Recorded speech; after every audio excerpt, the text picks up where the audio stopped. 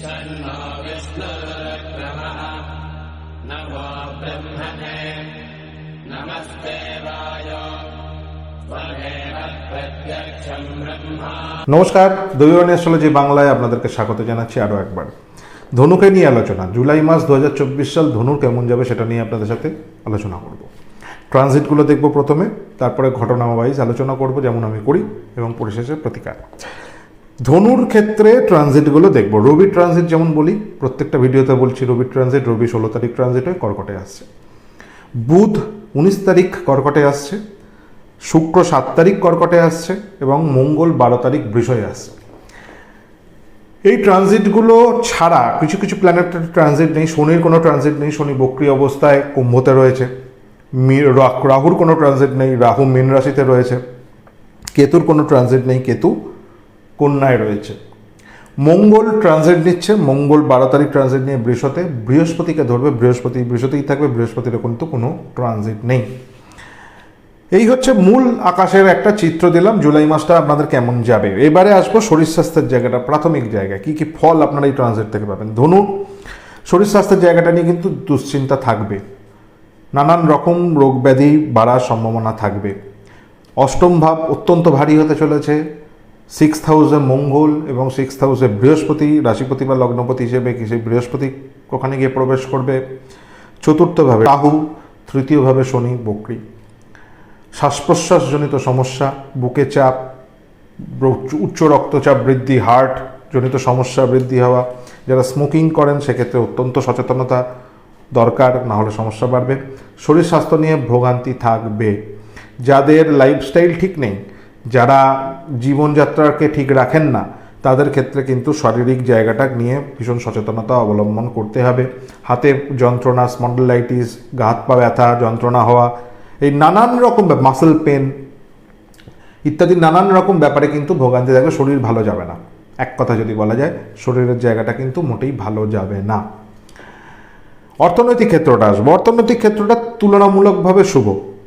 অর্থ ইনকাম এবং অর্থ সেভিংস দুটো জায়গায় মোটে খুব একটা খারাপ যাবে না, মোটের ওপর ভালো বলা যায়। ফাটকা রোজগার যারা করছেন তাদের ক্ষেত্রে একটু বেশিই ভালো অবস্থান। তাদের কিছু চান্সেস আছে হঠাৎ করে হাতে সাডেন মানি চলে আসা, সেই জায়গাগুলো আপনাদের ক্ষেত্রে কিন্তু উপকার দেবে। অর্থনৈতিক ক্ষেত্রটা নিয়ে খুব দুশ্চিন্তা করতে হবে না ধনুকে। কর্মজগৎটা দেখব। কর্মজগতে যোগাযোগে প্রচণ্ড প্রবল বাধা, কিছুতেই কাজের যোগাযোগ হতে চাইবে না। কর্মজগতে নানান রকম বাধা বিঘ্নের সম্মুখীন হচ্ছেন। কেতু রয়েছে দশমের ওপর, তৃতীয় শনি বক্রী। গৃহ সুখ শান্তির ক্ষেত্রে একটা বাধা বিঘ্ন যেহেতু রয়েছে, কর্মজগতের ওপর অনেক কিছু প্রভাব ফেলবে, আপনাদের শরীর সাথ দেবে না।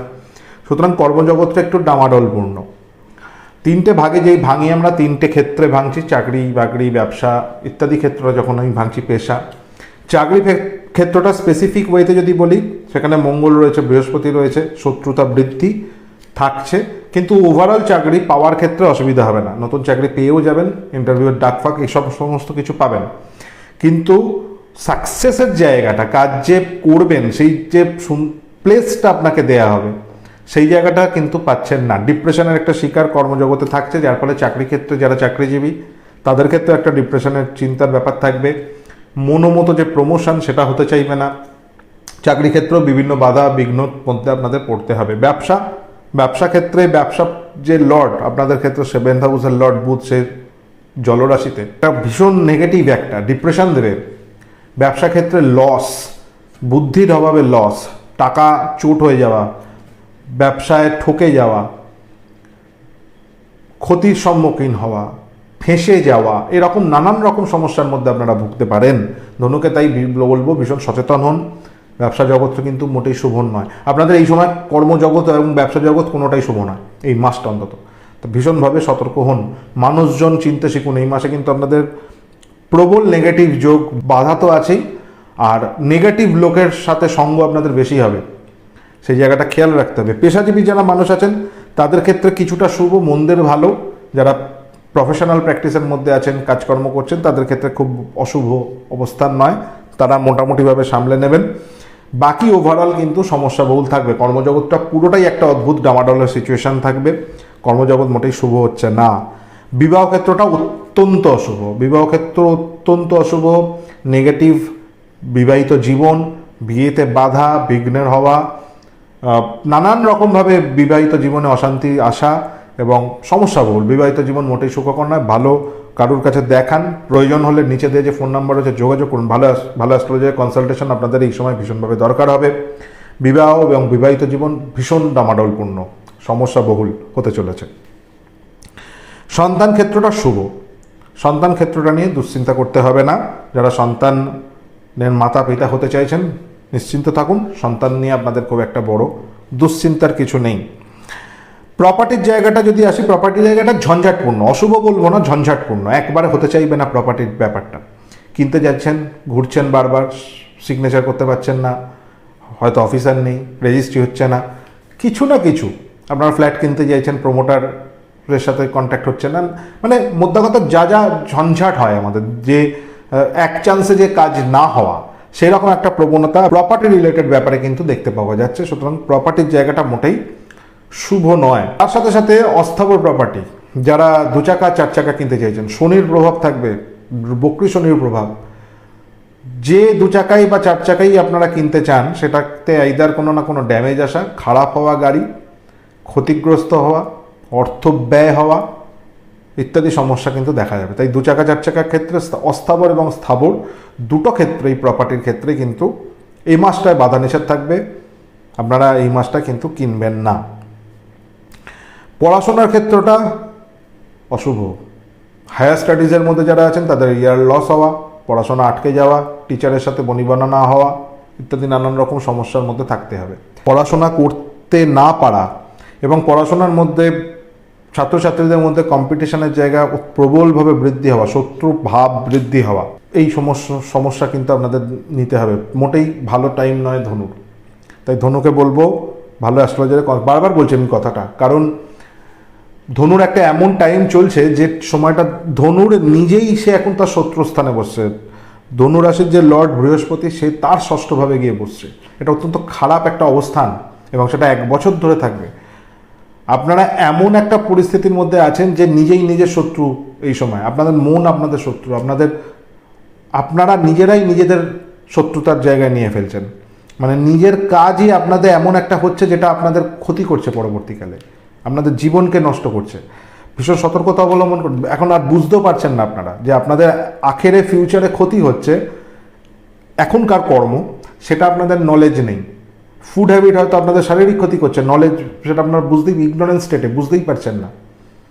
তো সেই জায়গাটা খেয়াল রাখতে হবে আপনাদের। কিন্তু এই সময় যে কাজকর্ম, আপনারা নিজেরাই এই মুহূর্তে নিজেদের শত্রু। তাই নিজেদেরকে কন্ট্রোল করা ভীষণভাবে দরকার। একটা ডিসিশন 2 বার অন্তত ভেবে দেখা দরকার। কতগুলো আরও কথা বলা। চতুর্থে রাহুর অবস্থান গৃহ সুখ শান্তির ক্ষেত্রে তো বাধাবিঘ্ন দেয়। চতুর্থে রাহু গৃহে একটা অদ্ভুত পরিস্থিতির সৃষ্টি করে, যে পরিস্থিতিটার কোনো কিওর নেই, আপনারা কোনো সলিউশন খুঁজে পাবেন। পরিস্থিতিটা এমনই হয়ে থাকবে যেখানে বুঝতে তো পারছেন যে কি করলে ঠিক হতে পারে, কিন্তু করার মতো ক্ষমতা বা করার মতো শক্তি, সাহস কোনোটাই আপনারা পাবেন না। এটা খুব ইম্পর্টেন্ট ফ্যাক্টর। শনির এখানে একটা খুব ইম্পর্টেন্ট ফ্যাক্টর। আপনাদের যে কোনো যোগাযোগ এমনভাবে ব্যাহত হবে যে আপনারা ওই কাজটার মোটিভেশন হারিয়ে ফেলবেন। কিছুতেই প্রপার যোগাযোগটা আসতে দেবেন। আপনারা মিলিয়ে দেখবেন, যে যাই বলুক শনি বকরি নিয়ে ভালো হবে, অমুক হবে, যেটা প্রবলেম সেটা প্রবলেমকে আইডেন্টিফাই না করলে প্রবলেমের রেকটিফিকেশন করা যায় না। তৃতীয় শনিটা এমনই একটা সমস্যা আপনাদের এই মুহূর্তে, নক্ষত্র ওয়াইজ তো আসছেই না, আমি তো এত ডিপ প্রেডিকশন এই মুহূর্তে দেওয়া সম্ভব নয়, আপনারা আরও ধরতে পারবেন না। কিন্তু আমি বলতে চাইছি, যতদিন তৃতীয় এই শনিটার অবস্থান হবে কুম্ভ রাশিতে বক্রী অবস্থা, এটা আপনাদের এমনভাবে সমস্যা করবে যে কোনো কাজে যে কাজেই হাত দেবেন সেটা ডিলে হয়ে যাবে, যেটাতেই হাত দেবেন সেটা ডিলে হয়ে যাবে, যে কর্মে হাত দেবেন। প্রপার্টিগত ব্যাপারে আপনি হয়তো গৃহের অ্যাডভান্স করছেন, কাজ হচ্ছে না, মিস্ত্রি কাজ বন্ধ করে রেখে দিয়েছে। বাড়ির মধ্যে এমন একটা পরিস্থিতি, কেউ একটা ইনজাংশন জারি করে দিল, বাড়ি করছে, আপনারা হয়তো প্রমোটিং করছেন, বিল্ডিংয়ের ঢালাই দিতে যাচ্ছেন, পাড়ার লোক এসে বা আশেপাশের মানুষ এসে বা পার্টি পলিটিক্স ইত্যাদি জায়গা থেকে সমস্যার মধ্যে পড়ে গেলেন, কোর্ট কাছারি হয়ে গেল, মামলা মোকদ্দমা হয়ে গেল, কাজটাই আটকে গেল, টাকা আটকে গেল, আপনাদের ইনভেস্টমেন্ট আটকে গেল, টাইম মানি সব বরবাদ। তো এমন একটা পরিস্থিতি চলছে ধনুর, যে ধনু এই সময় নিজেকে ঠিকমতোভাবে এগোতে পারছে না। আর একটা ব্যাপার, ধনুর একটা মাইন্ডসেট থাকে, তারা মূলত তাদের লক্ষ্য স্থির থাকে। এবার এই মুহূর্তে ধনু সেই জায়গাটা স্ক্যাটার্ড হয়ে আছে। এবার লক্ষ্য স্থির না অবস্থায় ধরে রাখুন একজন তীর ছুঁড়ছে এবং তার লক্ষ্য স্থির নেই, আশেপাশের মানুষ ক্ষতিগ্রস্ত হতে পারে সেক্ষেত্রে। তো এই জায়গাটা খেয়াল রাখতে হবে যে আপনারা যে কাজটা করবেন খুব বুঝে না করলে আপনার আশেপাশের মানুষ আপনার থেকে ক্ষতিগ্রস্ত, আপনার বন্ধু বান্ধব আপনার থেকে ক্ষতিগ্রস্ত হতে পারে, আপনার পরিবার আপনার থেকে আপনি একটা এমন কাজ করে বসলেন যার জন্য আপনার পরিবার সাফার করতে শুরু করে দিল। আপনি একটা এমন কাজ করলেন আপনার বন্ধু বান্ধব আপনার সাফার করতে শুরু করে, তাদেরকে টানামানি হচ্ছে তাদেরকে নিয়ে হয়তো। তো সেই জায়গাটা ভীষণ সতর্কতা অবলম্বন করতে হবে। 8th হাউস যখন ভারী হয় তার জীবনে আমরা বলি পাস্ট লাইফের পোর্টাল খুলে যায়, অর্থাৎ আপনাদের পেন যন্ত্রণার জায়গাটা অ্যাক্টিভ হয়ে যায়। সেটা তো শারীরিকভাবে, মানসিকভাবে, সার্বিকভাবে যন্ত্রণার জায়গাগুলো অ্যাক্টিভ হবে। সেখানে শুক্র যাবে, আপনাদের ক্ষেত্রে সুখ শান্তির জায়গা যন্ত্রণাদায়ক হয়ে যাবে। বুদ্ধির জায়গা আপনারা এই সময় যে বুদ্ধি ইউজ করুন না কেন সেই বুদ্ধিটা নেগেটিভ হইতে হবে। প্রপার শুভ বুদ্ধি আপনাদের এই মুহূর্তে আপনারা অ্যাপ্লাই করতে পারবেন না। তাই ধনুকে বলবো কোনো রকমই ডিসিশন নিজে না নিয়ে কোনো ভালো জ্যোতিষের পরামর্শ নেই। নিচে দেওয়া ফোন নাম্বার রয়েছে, যোগাযোগ করুন। আপনাকে কিন্তু এখন আমাদের মতো মানুষের সহায়তা লাগবে, না হলে উদ্ধার পাবেন না। তো সেই জায়গাটা খেয়াল রাখুন, গাইড নিন, যেগুলো যেগুলো বলবো সেগুলো একটু যদি করতে পারেন আশা করি আপনাদের প্রবলেম কেটে যাবে। যাই হোক, এবার আসবো রেমেডি, প্রতিকার। সহজ প্রতিকার দুটো বলবো। গণেশজির উপাসনা করুন। স্ক্রিনে দেখতে পাচ্ছেন গণেশজির মন্ত্র, এই মন্ত্রটা আপনারা জপ করার চেষ্টা করুন। যে কাজগুলো আটকে যাচ্ছে অনেকাংশে খোলার একটা ব্যাপার, গণেশজির যদি কৃপা আপনারা লাভ করতে পারেন সেই জায়গাটা সলভ হয়ে যাবে। এর সাথে সাথে বৃহস্পতির মন্ত্রটা জপ করুন, এটা ইম্পর্টেন্ট, কারণ হেলথের ওপরে এটা একটা প্রভাব ফেলবে। বৃহস্পতির মন্ত্র কিন্তু আপনাদের হেলথকে ধীরে ধীরে ঠিক করার জায়গায় নিয়ে যাবে। তো সেই জায়গাটা বৃহস্পতির শক্তি বাড়ানো ভীষণভাবে দরকার। তাই বৃহস্পতির মন্ত্র আপনারা জপ করুন, এক মনে জপ করুন 108 বার করে, অন্ততপক্ষে 21টা দিন এই দুটো মন্ত্র করুন। আশা করি অনেকটা বেটার রেজাল্ট পাবেন। আর পার্সোনাল হরোস্কোপ দেখিয়ে এই সমস্যাগুলো থেকে বেরোনোর চেষ্টা করুন। ফেলে রাখবেন না সমস্যা, এই বারবার বলি, ফেলে রাখলে সমস্যা বাড়বে। তখন জ্যোতিষের আমার পক্ষেও খুব মুশকিল হয় আপনাকে সেই জায়গা থেকে টেনে বার করে আনা। তাই খেয়াল রাখতে হবে, সমস্যাকে ফেলে না রেখে কনসাল্ট করে নিন। নিচে দেওয়া ফোন নাম্বার রয়েছে, যোগাযোগ করান। আশা করি হেল্প করতে পারবো আপনাদের। বিদায় নিলাম, দেখা হবে নেক্সট ভিডিওয়ে। ততক্ষণ পর্যন্ত ভালো থাকুন, সুস্থ থাকুন, ঈশ্বরের কাছে এই কামনা করব। যেতে যেতে বলবো দৈববাণী অ্যাস্ট্রোলজি বাংলাকে সাবস্ক্রাইব করুন, আর অবশ্যই লাইক, শেয়ার, কমেন্ট করতে ভুলবেন না। নমস্কার।